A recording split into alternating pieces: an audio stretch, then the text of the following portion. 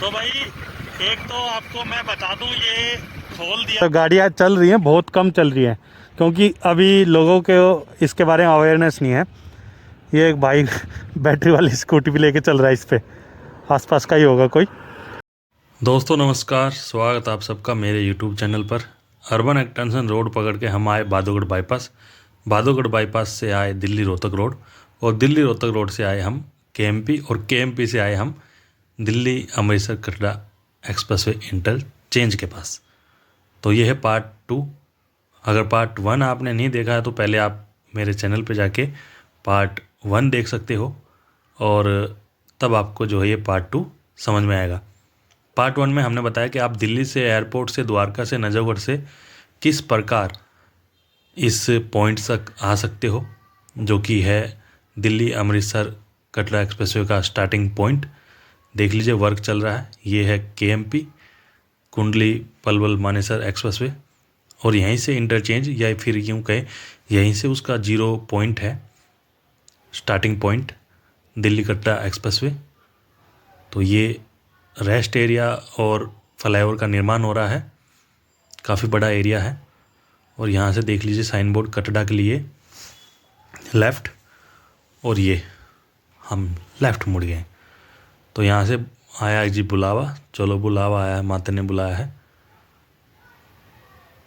श्री वैष्णो देवी माता मंदिर के लिए आप दिल्ली से कटरा मात्र 5 से 6 घंटे में पहुंच सकते हो, क्योंकि 120 की रफ्तार होगी और लगभग 600 किलोमीटर है दिल्ली से कटरा।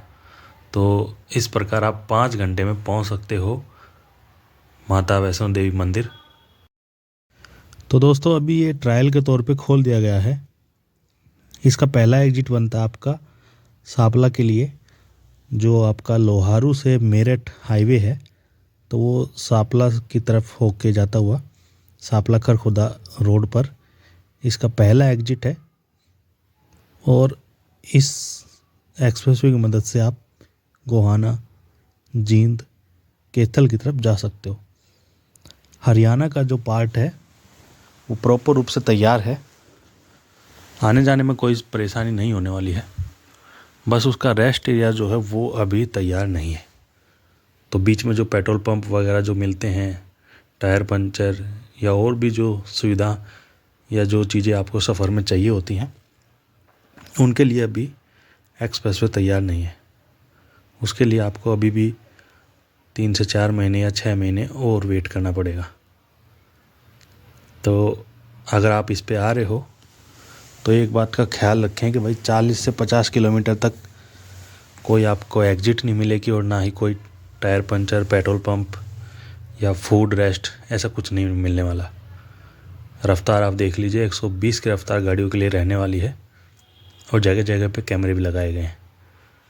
इस पर जो टोल काम करेगा वो रहेगा सेंसर वाला, जहाँ तक अब सूचना मिली है, जहाँ तक मेरे को खबर मिली है, या जहाँ तक मेरी नॉलेज है, सेंसर वाला टोल रहेगा। मानव रहित टोल प्लाजा ये रहने वाला है।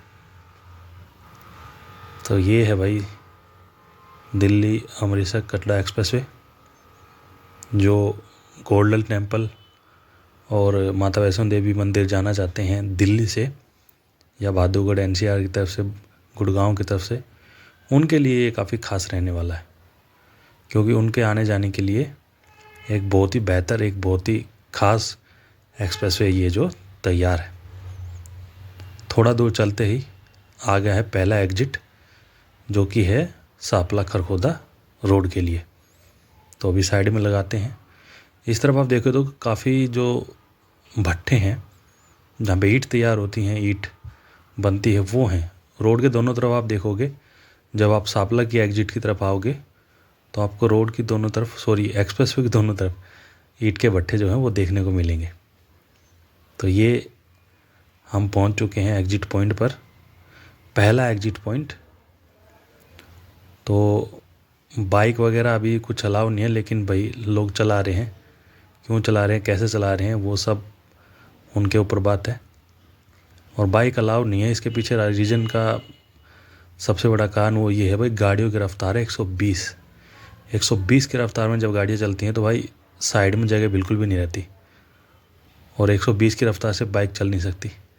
बाइक चलेगी फिर आपकी 60, 70, 80, तो तालमेल नहीं बनता है। उस वजह से जो है ये एक्सप्रेसवे है सिर्फ और सिर्फ भारी वाहनों के लिए। बड़े बड़े ट्रक जो पंजाब की तरफ से, जम्मू की तरफ से दिल्ली आएंगे और दिल्ली से पंजाब की तरफ, जम्मू की तरफ जाएंगे, उनके लिए बहुत ही ज़्यादा सुखद, बहुत ही ज़्यादा ख़ास एक्सप्रेसवे रहने वाला है। टोल लगेगा, टोल बहुत जगह लगेगा, टोल ज़्यादा भी लगेगा, लेकिन एक लिमिटेड समय के अंदर वो लोग दिल्ली को कनेक्ट कर सकते हैं, जम्मू के लोग, पंजाब के लोग, तो वो काफ़ी ख़ास है। चलिए अब रोकते हैं एक जगह साइड में थोड़ा सा और उसके बाद में आप लोगों को दिखाएंगे पहला एग्जिट पॉइंट। एग्जिट पॉइंट अक्सर लोग सोचते हैं बड़ा दूर है, काफ़ी दूर है, या हर यहाँ बना देना चाहिए था, ऐसे बना देना चाहिए था। एग्जिट पॉइंट बनाने में काफ़ी खर्चा आता है, क्योंकि एक सीधा रोड बनाने में और उसके एग्जिट पॉइंट बनाने में काफ़ी अंतर है, क्योंकि साइड से काफ़ी रोड निकालने पड़ते हैं। तो भाई सुनसान रोड, ना बंदा ना बंदे की जात, मतलब गाड़ियाँ चल रही हैं, बहुत कम चल रही हैं, क्योंकि अभी लोगों के इसके बारे में अवेयरनेस नहीं है। ये एक भाई बैटरी वाली स्कूटी भी लेके चल रहा है, इस पे आसपास का ही होगा कोई। तो ये है कि भाई प्रॉपर रूप से इसको खोल दिया गया है, बस इतना है कि आपको जो सुविधा है वो नहीं मिलेंगी। और टोल प्लाजा भी स्टार्ट हो चुका है। अभी जो जहाँ पे अभी हम पहुँचे हुए हैं, ये एग्जिट है आपका खरखोदा से सापला रोड है, हसनगढ़ के पास का जो एग्जिट पॉइंट है। लोहारू मेरठ हाईवे है वो, लोहारू से झज्जर, झज्जर से सापला, सापला से खरखोदा, खरखोदा से सोनीपत, बागपत, मेरठ।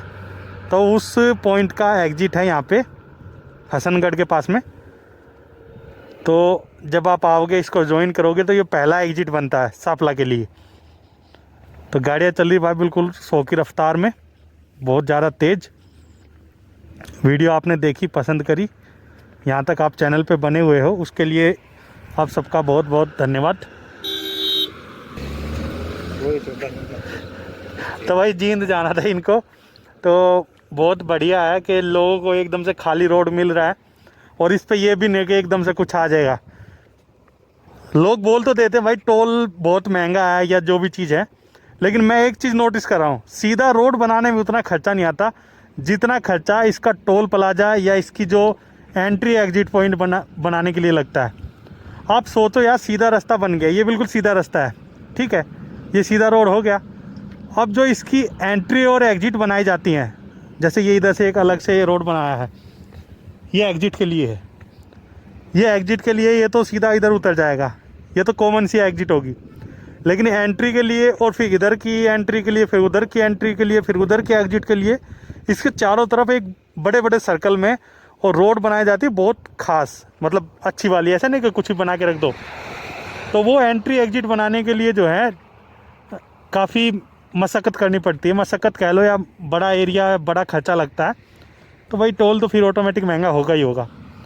और इस पे टोल प्लाजा जो है वो अभी 3 किलोमीटर आगे है, जो सेंसर युक्त है, मतलब मानव रहित। चलिए अभी थोड़ा सा आगे चलते हैं, फिर वहाँ से मोड़ के लेके आएंगे गाड़ी को। भाई गाड़ियों की रफ्तार इतनी तेज़ चल रही है कि डर लग रहा है देखते हुए। तो भाई हम अभी उस तरफ से आ रहे थे, और इस तरफ आने के बाद में ये एंट्री एग्जिट पॉइंट दिखा देता हूँ। गाड़ियाँ चलने लगी भाई, ये देखो, जो नीचे जो गाड़ियाँ आपको दिख रही चलती हो, वो है आपका जो सापला से खरखोदा की तरफ रोड जाता है, सापला खरखोदा हाईवे। और ये है आपका लोहारू मेरठ हाईवे, ये गाड़ियाँ जो चल रही हैं। तो ये सापला के पास में हसनगढ़ है, हसनगढ़ के पास से इसको आप ज्वाइन कर सकते हो दिल्ली अमृतसर कटरा एक्सप्रेसवे की तरफ को, और आगे फिर आप गोहाना, जींद, अमृतसर या कटरा, माता वैष्णो देवी जा सकते हो। तो इस तरफ का तो ये हो गया, और इस तरफ आपका सीधा ये केएमपी की तरफ।